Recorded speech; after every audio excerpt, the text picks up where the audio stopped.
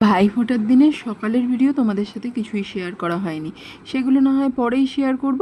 আজ যখন হাওড়া থেকে ফিরছিলাম তখন ছিল ঠাকুর ভাসান, মানে ঠাকুর ভাসানের জন্য প্রসেশন, পুরো প্রসেশনে ব্যস্ত, মানে রাস্তাঘাটে বাস ফাস বন্ধ হয়ে গেছে। হাওড়াতে মূলত এটাই অবস্থা।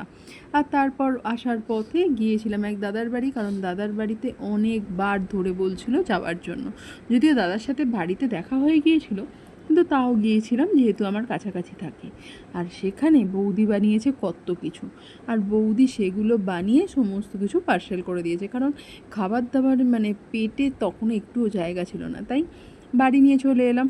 আর দুর্দান্ত সব জিনিস বানিয়েছে, আমার তো সবকটাই ভীষণ পছন্দ হয়েছে।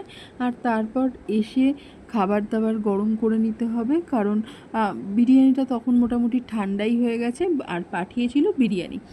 আর ঘড়িতে দেখো 11:15 বেজে গেছে, বিরিয়ানিটা গরম করে নিয়ে খেতে বসে পড়ার পালা। আর তার সাথে চিকেনের যে প্রিপারেশনটা ছিল ওটাও গরম করে নিয়েছি, আর কিছু নিইনি। আর বিরিয়ানির সঙ্গে তো কাঁচা লঙ্কা আর পেঁয়াজটা খুবই ভালো লাগে। তোমাদের কার কার বিরিয়ানির সাথে কাঁচা লঙ্কা আর পেঁয়াজ ভালো লাগে সেটা জানিও। শুভরাত্রি।